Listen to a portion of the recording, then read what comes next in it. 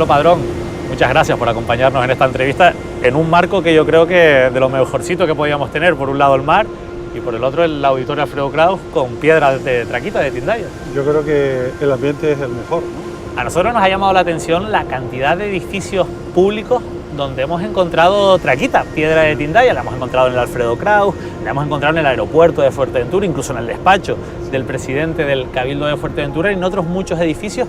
¿Por qué hay tanta piedra de Tindaya en edificios públicos, Carmelo? Bueno, la verdad es que hay también Tindaya, aunque en una superficie pequeña, en el CAN, en un edificio museístico que propició el Cabildo de Gran Canaria, y aquella presencia de la piedra de Tindaya está hecha simplemente para seguir los criterios de los técnicos, ¿no? Cuestión distinta es que en algunos edificios públicos o de instituciones financieras, pues el uso de la piedra de Tindaya no haya estado influenciado precisamente por algunos que tenían responsabilidades en el gobierno. No sé si a usted le hubieran preguntado en aquella época en la que estaba usted en pleno debate parlamentario cuestionando el proyecto de Tindaya o cómo se había firmado aquel contrato con Cabo Verde, si le llegan a decir que dentro de 22 años íbamos a seguir hablando de Tindaya, no sé si se lo hubiera creído. No, ni yo mismo, que decir, yo que estuve precisamente peleando por aclarar este asunto en el propio Parlamento y hasta hoy día sigo luchando por Tindaya, ¿no? En este caso, pues como defensor de la causa que defiende Ben Majek, porque en Tindaya hay valores a proteger, hay valores naturales, hay valores culturales, ¿no? Y tener allí los mejores podomorfos de nuestra tierra justifica el que en definitiva estemos en esta lucha, ¿no? Pero nadie nos iba a decir que esto iba a durar, y cuando en definitiva ya se ha certificado el fracaso de los distintos gobiernos de Canarias, con más de 20 millones de euros gastados sin que en definitiva haya pasado nada en la montaña, yo creo que hay un currículo suficiente para que el gobierno de Canarias haya abandonado la idea. Pero la inquietud es que el gobierno de Canarias sigue empujando esta idea. Eso de que se hayan gastado más de 20 millones, 25, algo la última vez que Berriel estuvo en el Parlamento y dio el dato oficial, llama la atención precisamente porque no se ha movido una piedra de Tindaya. ¿Cómo hemos llegado a una situación en la que nos hemos gastado 25 millones de dinero público sin hacer nada? Hombre, a mí me gustaría que hubieran parlamentarios en el Parlamento de Canarias donde le pidiese al gobierno de Canarias la radiografía a dónde iba a parar esos 20 y pico millones de euros. Todavía porque no solo sabemos. no lo hemos gastado, sino que no sabemos dónde han ido. No sabía quién lo ha tenido y qué circuito ha seguido y quién en definitiva se ha beneficiado, no por ser titular de la concesión minera, sino en definitiva por haber propiciado esta ingeniería financiera. Yo creo que tenemos derecho a saber en qué nos hemos gastado. ¿Alguien se ha beneficiado? Porque si allí... En Tindaya no está ese dinero. Bueno, en Tindaya, y la verdad es que me alegra que no esté, porque si estuviese en Tindaya querrá decir que la obra se hubiese hecho. Yo ahora estoy preocupado simplemente por saber quiénes se han llevado los recursos económicos que nos ha costado precisamente la Tindaya. Por tanto, de Tindaya me preocupa el futuro, pero también me preocupa el pasado. Pero también es verdad que las fuerzas políticas deberían de dar el callo. Yo recuerdo en aquel momento que el Grupo Parlamentario Socialista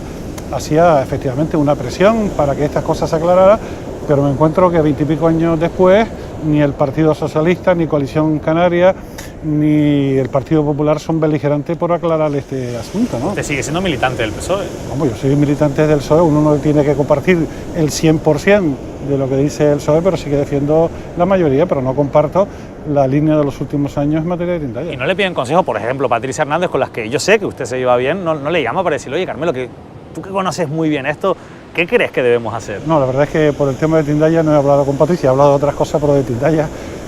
Y si no me pregunto, porque no quieren preguntarme, ¿no? O sea que... ¿Qué es lo que ha hecho el gobierno con esos podomorfos y qué es lo que plantean, en este caso, usted en representación del colectivo de ecologistas Ben Majek? Bueno, el gobierno de Canarias inició hace ya mucho tiempo la delimitación del BIC.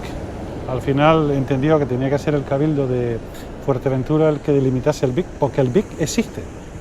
Es un BIC por la ley, pero la delimitación es lo que tiene que hacer, es un expediente administrativo. Entonces han delimitado de manera escasa el BIC con una teoría que es impresentable, que el BIC es la roca en la que está cada podomorfo, mientras muchos profesionales en el ámbito de la arqueología sostienen que toda la montaña es el soporte de los podomorfos. Entiendo, por tanto, que se ha hecho una delimitación a la carta para poder colar el proyecto de Chillida. Ay, yo no lo podría decir mejor que lo que usted acaba de simplificar. Es así, pero alguien que, como es mi caso, de estar de este asunto durante 20 y pico años, sé los vericuetos que utilizan las administraciones públicas, ¿no?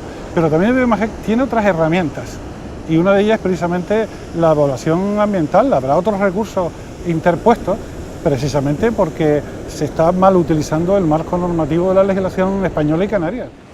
¿Esto qué consecuencias jurídicas puede tener? Por ejemplo, ¿se puede adjudicar ese concurso mientras no se resuelva este contencioso? No es deseable, quiere decir... no es deseable. No es deseable, pero quiero decir, este recurso tardará un tiempito en resolverse, pero todavía ellos no tienen actualizada una evaluación ambiental y BMG está personada. Ha interpuesto algunos recursos en vía administrativa y está en puerta de interponer los recursos contenciosos administrativos. O sea que yo creo que BMG tiene tanta lógica y tantas razones que yo creo que las ideas del Gobierno de Canarias y del Cabildo de Fuerteventura están condenadas al fracaso. Lo que pasa es que dentro de unos cuantos años, en lugar de hablar 20 millones de euros, 25 millones, estaremos hablando de muchísimo más. ¿Usted cree que alguna empresa privada, más allá de todo lo que hemos hablado, se presentará un concurso con esta inseguridad jurídica que cuanto menos plantea este contencioso sobre el BIC? Ay, no, pero vamos a ver, si tú una empresa la adjudica una obra y luego resulta ser que no se puede desarrollar porque los recursos han triunfado, ellas no van a perder. ¿Y quiénes pierden? Nosotros, las administraciones públicas. O sea, los ciudadanos. En definitiva, los ciudadanos. Quiere decir que las empresas, todas las que han corrido, nadie pierde.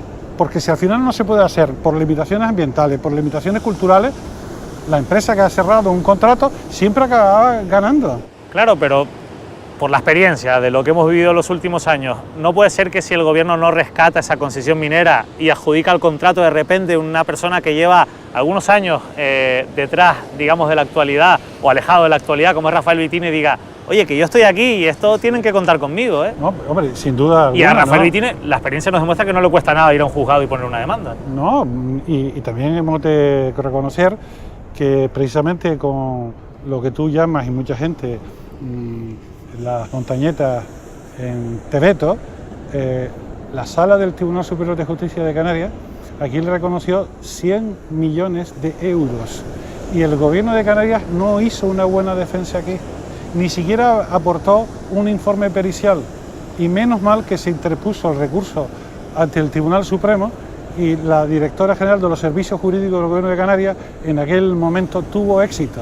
Es verdad que tuvo éxito y el Gobierno reaccionó y no siguió contando con ella. Pero da la sensación que anteriormente se había jugado a perder. No, es esa la inquietud, quiere decir que cuando María Jesús, que era en aquel momento la máxima responsable de los servicios jurídicos del Gobierno de Canarias, se trabaja el recurso de casación y lo gana, da la impresión de que lo hizo mal y por tanto sigue sin contar con ella y ella no está en los servicios jurídicos del Gobierno de Canarias. Ah, ¿no está en los servicios jurídicos? No está en los servicios jurídicos del Gobierno de Canarias. ¿Y eso no es preocupante? Entonces, hombre, y tanto, yo conocí esto desde el primer momento, los grupos parlamentarios debieron haber tomado algún tipo de iniciativa porque quien nos salvó de los 100 billones, pues desde luego no se le hizo salir por la puerta grande, ¿no? Hablaba usted de ingeniería financiera, es una expresión que se utiliza mucho también en aquellos años su partido y usted mismo hablaban de pelotazo. A nosotros nos gustaría que nos explicase para intentar entender de la manera más simple posible qué fue lo que ocurrió. Esto se inició con un arquitecto amigo mío, José Miguel Alonso Fernández Acituno, que hizo un plan especial de todo el entorno y lo presentó en la Consejería de Cultura, ¿no?